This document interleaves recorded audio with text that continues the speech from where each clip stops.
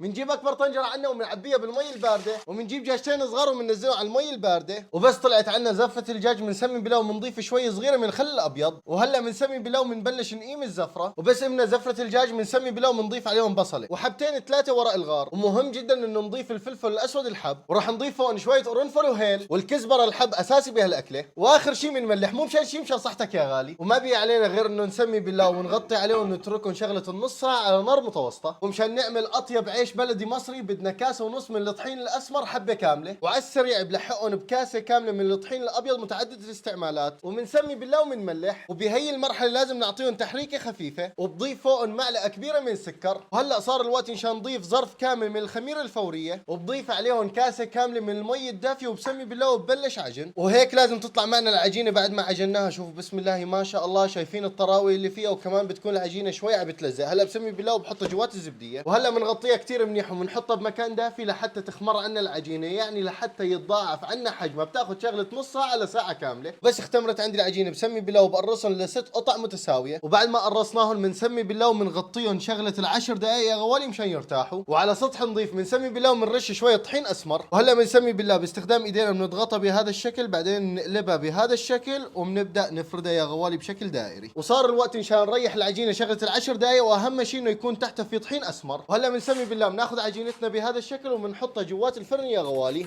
مثل ما انتم شايفين يا غوالي. اول ما نحطها بالفرن ما بتاخذ الا 20 ثانيه وبتبدا تنتفخ معنا بهذا الشكل. شوفوا بسم الله ما شاء الله، وصلوا على النبي. هذا هو العيش البلدي المصري، شايفين على هالنفخه؟ الله الله الله. وبهيك بيكون الخبز صار عنا جاهز. شوفوا لي على هالمنظر بسم الله ما شاء الله يا غوالي. وعلى السريع اول ما تطلع من الفرن بنغطيها بقطعه قماشه بهذا الشكل مشان نحافظ على الرطوبه جوات الخبزه ويطلع عنا الخبز طري ولذيذ. بس استوى عنا الدجاج بنسمي بالله وبنحمله وبنصفه بالصينيه. عندي هون كركم وشويه بهارات مشكله، بضيف عليهم شويه صغيره من مرقه الدجاج، ومشان ندسم الاكله بدنا معلقه كبيره من السمن الحيواني. وعلى السريع بنسمي بالله وبندهن دجاجاتنا بهالتتبيله الجميله. شوفوا لي على هاللون وعلى هالمنظر بسم الله ما شاء الله. هلا بناخذ الدجاجات على الفرن مشان يتحمروا ويتامروا ويتشمروا. مشان تطلع عنا الاكله ظريفه لازم نستخدم منتجات عاليه الجوده، مشان هيك انا عم بستخدم اليوم الملوخيه المفرومه من مفرزات فوديز، مو مشان شيء مشان صحتنا يا غوالي. من مميزات مفرزات فوديز انه كلياتها طبيعيه 100%. وهلا بنفتح عليها الكيس. شوفوا لي على هالملوخيه الخضراء بسم الله ما شاء الله. هلا بنفكها عن الكيس وبنحطها جوات الطنجره يا غوالي. يفضل انكم تستخدموا الملوخيه هي ومتلجه مشان تحافظوا على اللون الجميل وما تسود معكم. وبما اني استخدمت ظرفين من الملوخيه بضيف عليهم 5 كبجايات من مرقه الدجاج. مهم جدا يا غوالي انه ما نكتر مرقه للملوخيه مشان ما تطلع معنا زايطه، الى قوام معين الملوخيه. هلا رح ورجيكم اياه. اذا كترنا المرقه رح تطلع كثير مريئه، وهذا الشيء احنا ما بدنا اياه. الملوخيه بس تغلي غلوه واحده على السريع بنطفي عليها النار مشان ما تملص معنا. ومشان طشه الملوخيه لازم معلقتين كبار من السمن الحيواني، ما بينفع لا زيت نباتي ولا اي شيء ثاني. وبس حميت عنا السمنه بنسمي بالله وبننزل كميه منيحه من الثوم. واساس الملوخيه المصريه لازم نضيف معلقه كبيره من الكزبره الناعمه بهذا الشكل يا غوالي، وبنحركها على السريع وبنطفي النار. وعلى السريع بنجيب طشتنا وبنطشها على الملوخيه بهذا الشكل يا غوالي.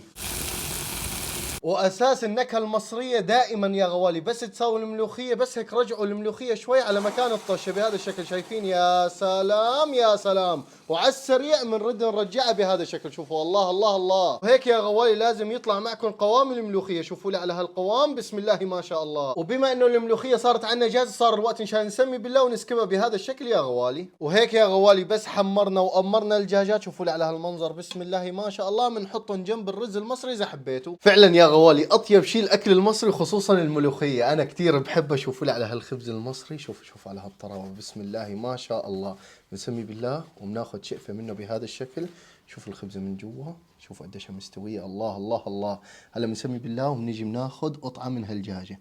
شايفين الدجاجه كيف رايحه نيفه؟ بنحطها جوات الخبزه بهذا الشكل وبنيجي على طول لوين؟ على الملوخيه. بنغمصها هيك. شوفوا لي على لونها الملوخيه الاخضر. يا عيني يا عيني. نقول بسم الله الكريم وندوق بسم الله.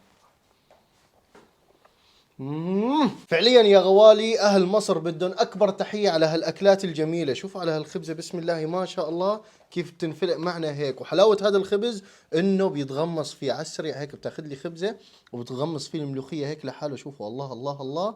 وبتاكل اجمل لقمه، مو مشان شيء مشان صحتك يا غالي. بسم الله. يا عيني.